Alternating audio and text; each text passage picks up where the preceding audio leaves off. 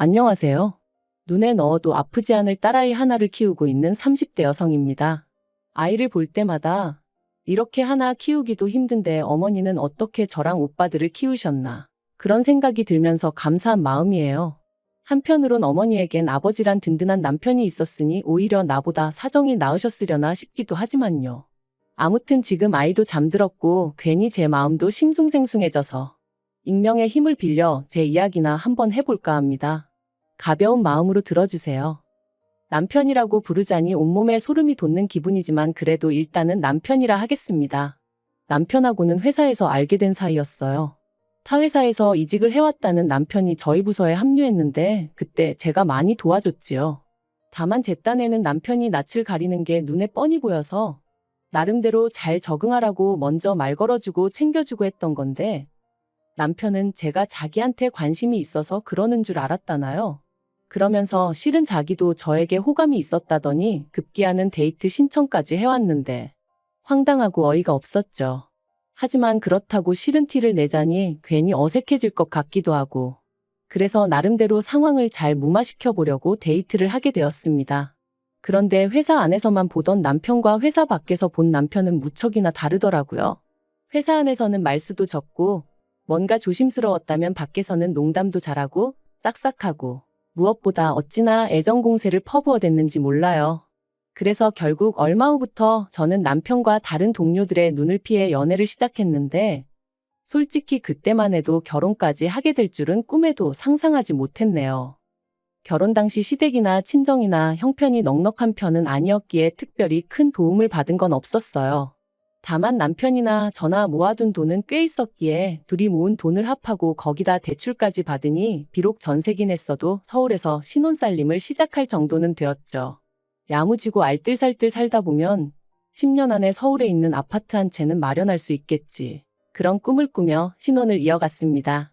그때만 하더라도 저희 두 사람 앞에 행복한 미래만이 기다리고 있을 줄 알았지.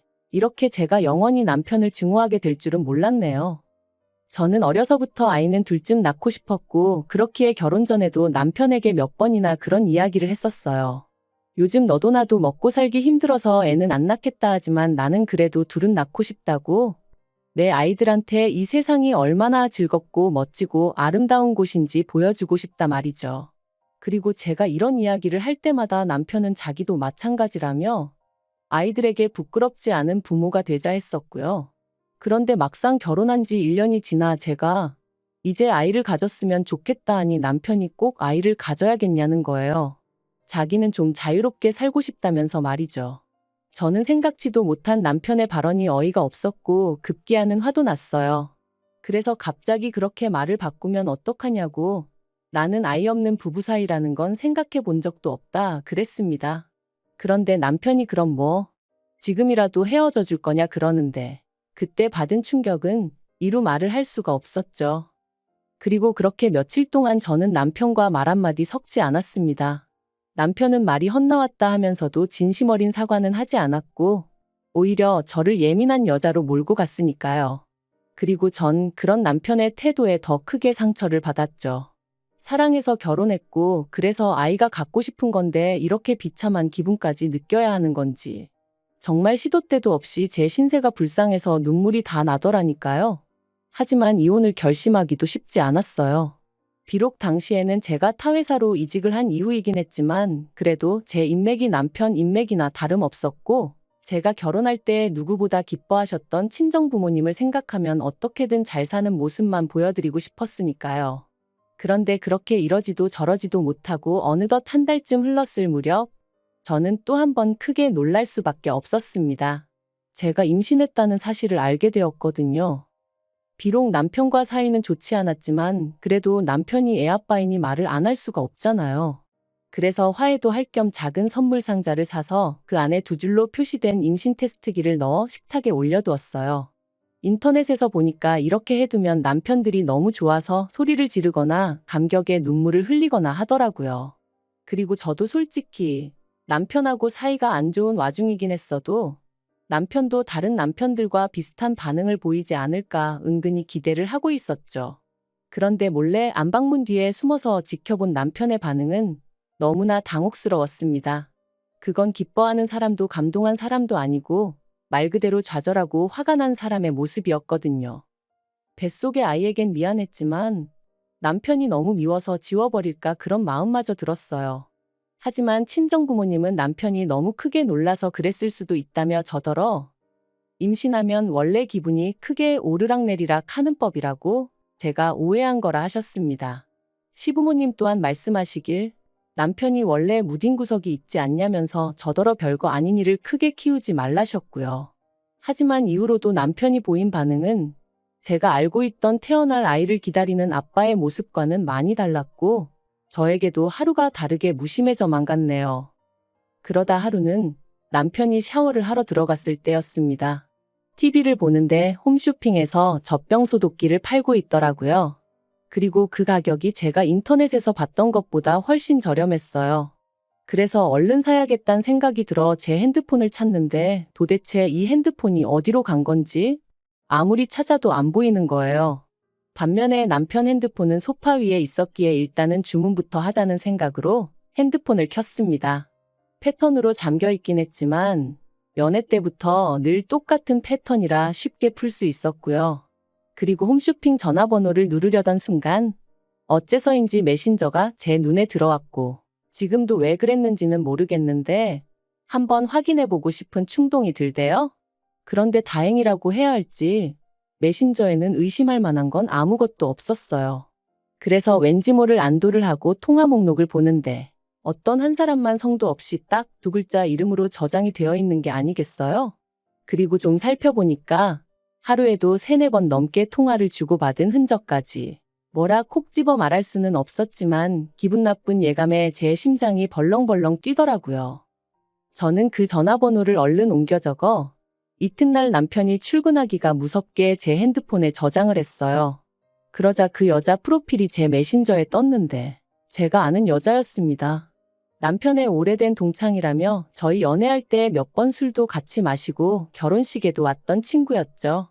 그러니 제 의심은 확신으로 커질 수밖에 없었습니다.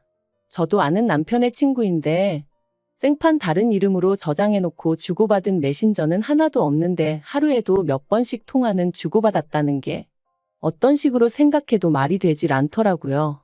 그래서 그때부턴 태교를 해야 하는 그 중요한 시간에 배우자의 불륜 외도 이딴 거나 검색하며 시간을 보내게 되었어요. 확실한 증거도 없고 혹시나 뱃속의 아이가 잘못될까 싶어 제대로 욕 한 번 못하고 울지도 못하면서 말이죠. 그리고 그렇게 지옥 같은 날들이 흘러가던 중 저에게도 기회가 왔으니 남편이 핸드폰을 두고 출근을 했어요. 가지러 올 만한 상황이 안 된다며 저한테 가져다 달라 했지만 저는 제 불러온 배를 핑계로 못 간다고 핸드폰 없이 하루 지낸다고 죽는 거 아니지 않냐고 참으라 했죠. 그리고 그때부터 저는 남편이 퇴근하기 전까지 말 그대로 남편의 핸드폰을 샅샅이 뒤지기 시작했습니다. 뭐라도 하나만, 확실한 하나만 나와라. 그게 남편이 바람을 폈다는 증거든 아니면 결백하다는 증거든 제발 확실한 하나만 나와달라고 마음속으로 빌면서 말이죠. 그리고 다행히 제 바람이 통했는지 남편의 핸드폰에서 숨겨진 폴더를 찾았는데 그 안에는 남편과 상간녀의 구역질나는 대화들이 가득했어요. 참고로 메신저도 사람들이 많이 쓰는 메신저가 아닌 커플들끼리만 쓰는 그런 메신저를 쓰고 있었더군요. 제가 연애 때 우리도 다른 커플들처럼 한번 이거 써볼까 했을 땐 유치하다며 싫다 했던 그 메신저였죠. 저는 대화 내용과 둘이 서로 주고받은 사진들을 전부 다 동영상으로 찍고 내친 김에 남편의 친척들과 친구들 그리고 지인들의 연락처까지 전부 다 제 핸드폰으로 옮겼습니다. 여차하면 남편이 어떤 인간인지 낱낱이 까발릴 생각이었거든요. 그리고 속에서 끓어오르는 화를 누르며 어떻게든 제 감정을 다스리려 했어요. 사람들 말이 무조건 바람피냐고 상대를 몰아붙이면 오히려 역효과만 난다 했으니까요. 하지만 막상 퇴근한 남편을 보니 냉정한 판단을 내리고 움직이기가 쉬운 일이 아니었습니다. 그래서 결국 그 상간녀 얘기를 꺼내며 언제부터였냐 따져 물으니 전부 다 오해라며 아주 팔짝팔짝 뛰더라고요. 그저 사는 게 불쌍해서 통화 몇 번 하면서 힘내라고 한 것밖엔 없다며 아무것도 없는 빈 메신저를 보여주곤 이것 봐라 아무것도 없지 않냐고 적반하장으로 나오는데 아마도 제가 평소에 기계를 잘 다루지 못해서 남편에게 부탁하는 일이 잦다 보니 핸드폰에서 비밀 폴더 같은 것도 못 찾을 거라고 생각을 했던 모양이 돼요. 저는 저를 기만하는 남편의 태도를 정말이지 견딜 수가 없었습니다. 하지만 제가 가진 패를 전부 다 보여줄 순 없었으니 일단은 알겠다고 했죠. 한편 어느덧 시간이 흘러 출산이 코앞으로 다가왔고 저는 건강한 딸아이를 낳았어요. 하지만 어째서인지 남편도 어머님도 보이는 반응이 뜨뜻미지근했고 그런 반응을 보면서 저는 어렴풋이 남편이 여전히 외도를 이어가고 있다는 직감이 들었죠. 그리고 아니나 다를까 제가 산후조리원에서 퇴소해 집으로 돌아왔을 때 남편이 저에게 충격적인 이야기를 건넸습니다. 이혼하자고 했거든요. 저에 대한 마음이 식었다면서 제가 여자로 안 보인다나요? 제가 남편더러 어떻게 나한테 그런 말을 할 수 있냐. 울지 않으려고 했는데 눈물이 쏟아져서 사실 말도 제대로 못했어요. 하지만 남편에게 내가 싫어도 우리 딸을 봐서 참고 살 순 없겠냐 뭐 그렇게 말했던 것 같아요. 그런데 남편이 솔직히 자기랑 어디 하나 닮은 것 같지도 않고 정이 안 간답니다. 저야 10달 품고 있기라도 했지만 자기는 애랑 시간을 보냈으면 얼마나 보냈다고 정이 가네 안 가네 소리를 하는 건지 어이가 없더라고요. 그래서 결국 저도 악에 받쳐서 당신이 사람이냐 소리를 질렀어요. 그랬더니 그래 나 사람하냐 그러니까 이혼하자고 하며 더 크게 소리를 지르는데 정신 똑바로 차려야지 이러다 정말 일나겠구나 싶더라니까요. 결국 저는 수소문 끝에 동네에 있는 이혼 전문 변호사를 찾아갔습니다.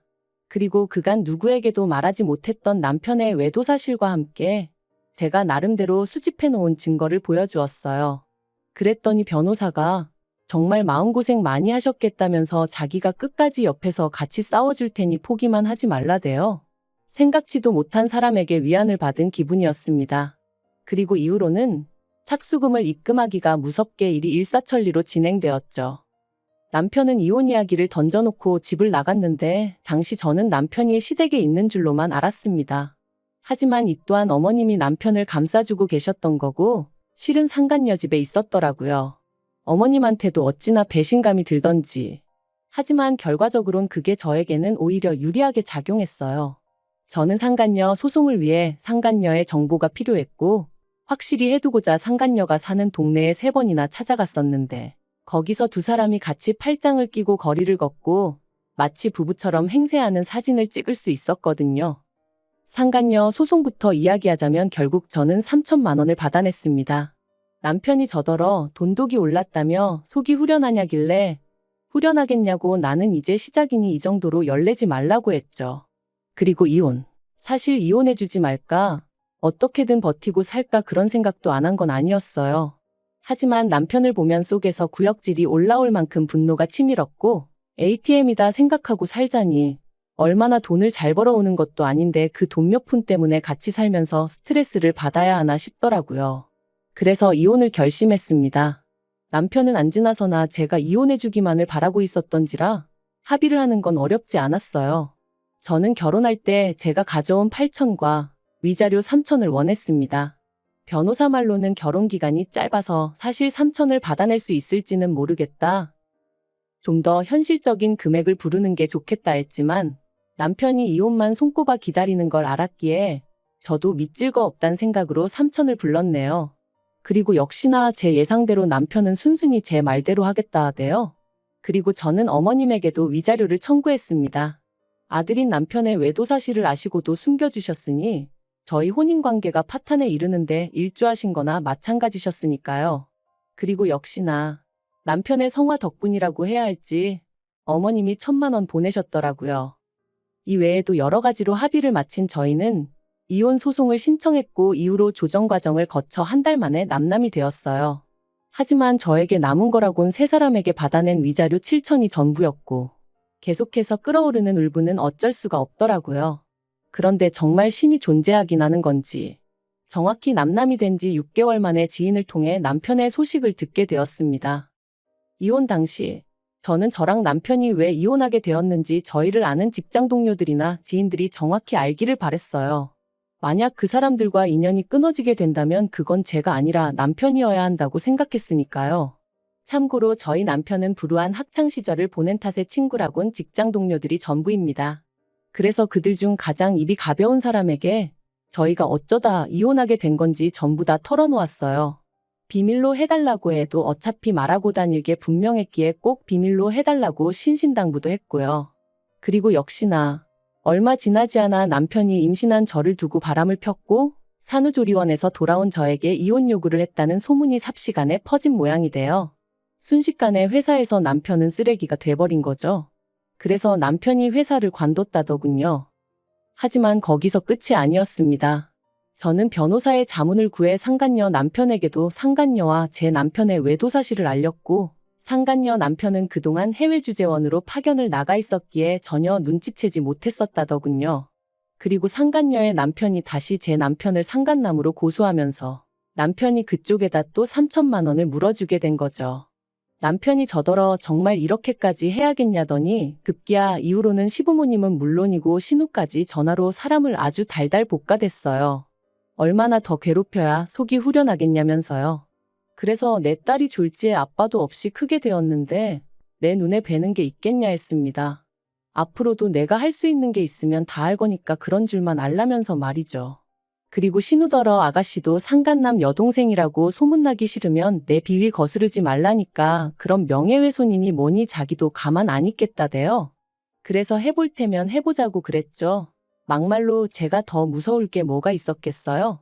그리고 그렇게 이혼한 지 1년이 되던 작년 겨울 어머님이 연락을 해오셨어요. 사실 어머님 전화번호는 아예 삭제를 해버렸던 탓에 실수로 전화를 받게 된 거였죠. 어머님께서 잘 지냈냐 하시더니 하나밖에 없는 손녀 돌도 못 챙겨준 게 내심 마음에 걸리셔서 연락을 하셨답니다. 황당해서 신경 쓰지 않으셔도 된다고 했어요. 그랬더니 그러지 말고 당신 이야기 좀 들어보라 하시더니 너도 이제 자식 낳아 키워보니 알겠지. 부모 입장에선 자식이 무슨 짓을 하든 감싸고 돌 수밖에 없다 그러시는 거예요. 어이가 없어서 자식이 잘못된 길로 빠지면 못 가게 하는 게 부모 역할이지. 무조건 오냐오냐 해주는 게 무슨 부모냐 쏘아붙였습니다. 그리고는 그런 이야기 이제 와서 저한테 왜 하시냐 듣고 싶지 않으니 그만하시라니까. 남편이 저랑 이혼하고 폐인이 되었다면서 반성 많이 한 것 같다고 저더러 한 번만 기회를 줄 수 없겠냐는 거예요. 어이가 없어서 기회는 무슨 기회냐고 말도 안 되는 소리 하신다 했습니다. 제가 죽어서 썩어 문드러지더라도 남편을 용서할 일은 없을 거라고요. 그리고 혹시나 저희 딸아이를 핑계로 어머님 아버님 혹은 남편이 제 앞에 나타나는 일은 없게 해달라고 했어요. 이혼할 때 핏줄이고 뭐고 필요 없다 한 게 남편이었으니 저는 애한테 네 아빠 죽었다고 할 거라고 할머니 할아버지도 다 죽고 없다 할 거라고 그런 줄 아시라 했죠. 그랬더니 어머님이 천륜이 네 멋대로 끊어지냐 하시길래 그거 먼저 끊고 도망간 게 어머님 아들인 거 기억 안 나시냐? 조심하셔라 그러다 또 어떤 엑스한테 눈 돌아가서 그땐 어머님하고도 연 끊는다 하고도 남을 작자다 그래버렸네요. 그리고 지금 오늘 이렇게 과거를 다시 곱씹다 보니 누군가 저에게 그러더라고요. 그래도 아이 아빠인데 남자가 순간 한눈 좀 팔 수도 있는 건데 참고 기다리지 그랬냐고요. 비온 뒤에 땅이 더 굳어지는 법이라면서 말이죠. 하지만 그건 자기가 겪어보지 않아서 그래요. 믿음과 신뢰를 저버리고 쾌락만 쫓는 사람이 무슨 애한테 좋은 본보기가 되어주겠어요? 아무튼 오늘로써 다시 한번 과거는 훌을 털어버리고 아이와 저 두 사람의 행복한 앞날을 꿈꾸며 한 걸음 한 걸음 나아가 볼게요.